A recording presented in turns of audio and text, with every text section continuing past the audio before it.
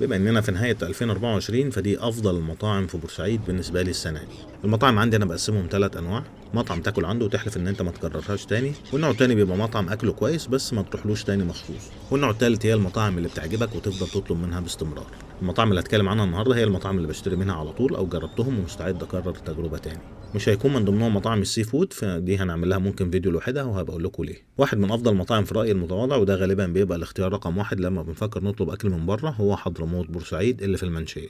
من اكتر المطاعم المحافظه على مستوى بنسبه كبيره، الرز والدقوس بتاعه عالمي. اكتر حاجه بحبها من عندهم الفراخ المشويه على الفحم، الكفته والطرب خطير، الفراخ المندي برضو اللي بيحب الفراخ المندي. اللحمه المندي عنده حلوه، بس عشان انا كنت عايش في السعوديه فتره طويله يعني اكلت مندي اقوى من ده بكتير. بيعمل وجبات فيها ميكسات وانا بحب الموضوع ده، اللي مثلا ربع فرخه مع قطعه كفته وقطعه طرب وهكذا. الوجبات دي انا بحبها. الاسعار بتاعته متوسطه شويه بالنسبه لباقي السوق، عيبه ان زي ما قلت قبل كده ان كميه الرز عنده بتبقى قليله. تاني مطعم جراند شاورما، وانا في رايي ده اقوى مطعم سوري في بورسعيد. احلى شاورما سواء فراخ او لحمه، وخصوصا اللحمه. مش بس كمان السوري بيعمل شاورما مصري تحفه، سندوتشات او فته، وعنده الفراخ الشوايه كمان ممتازه. بس عندهم مشكله كواليتي كنترول في فرع بورسعيد شويه، اوقات الشاورما هناك ما بتبقاش احسن حاجه، فيا ريت يحلوا المشكله دي ويبقى في ثبات في الجوده على طول. نروح بعد كده لواحده من اغلى الاكلات، وهي الكباب والكفته. واحد من افضل المطاعم اللي جربتهم السنه دي وهو البسيوني، اكله ممتاز جدا، جوده وطعم. طبعا الاسعار غاليه، بس دي بقت اغلب اسعار المطاعم اللي بيشتغلوا بلحمه بلدي.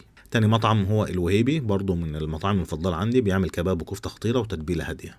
لو هنروح للبيتزا والبرجر فدول فيهم مشكله شويه في بورسعيد، مفيش مطاعم قويه كفايه بتعمل بيتزا او برجر. في مطاعم اي نعم كويسين كتير، بس مش حاجه مميزه قوي. يعني ما افتكرش انك ممكن تكلم حد معرفتك وعايش من بره بورسعيد تقول له تعالى اكلك برجر او بيتزا في بورسعيد، عندنا ما اكلتش زيهم مثلا بره. فبالنسبه للبيتزا انا عندي مطعم بيعمل بيتزا مختلفه شويه عن اغلب المطاعم الموجوده، هو بيتزا نينجا. البيتزا بتاعته حلوه وسعرها كمان كويس. في كمان بيتزا بينو طبعا ممتاز، والفابياتو بس اسعارهم غاليه شويه بس يستاهلوا. من الاسعار المتوسطه في سلايز برضو البيتزا عندهم كويسه. اما البرجر، افضل برجر كان عجبني السنه دي مع انه مش من مطعم متخصص في البرجر، هو بورتوبيلو. كان البرجر بتاعه خطير. بعد كده عندنا في بافالو واولدز وكمان مودز، المطاعم دي كويسه. الفرايد تشيكن بالنسبه لي بازوكا وهارت اتاك. افضل باستا تاكلها عند بيتزا بينو وبورتوبيلو والفابياتو. وبما اننا قلنا اسم بيتزا بينو مرتين لغايه دلوقتي، فهو واحد من اقوى المطاعم في بورسعيد. اسعاره غاليه وكمياته قليله، بس كواليتي عاليه جدا، وخصوصا في اللحوم. اي طبق ستيك او لحمه بشكل عام اطلبه وانت مطمن، وكمان السي فود عندهم حلو. لو ليك في الاكل الاسيوي، بافضل مطعم في رايي هو تومي لاونج اللي في الجراج. بيعمل اكل كوري وبعض الاصناف الهندي زي الباتر تشيكن خطيره. اما الوجبه المفضله ليا من عندهم ومن اكتر الوجبات اللي انا باكلها من المطاعم، هي نودلز سويت اند ساور مع فراخ ستريبس كوري. الوجبه دي مش موجوده على بعضها كده في المنيو، بس انت اطلبها كده، قول لهم عايز النودلز سويت اند ساور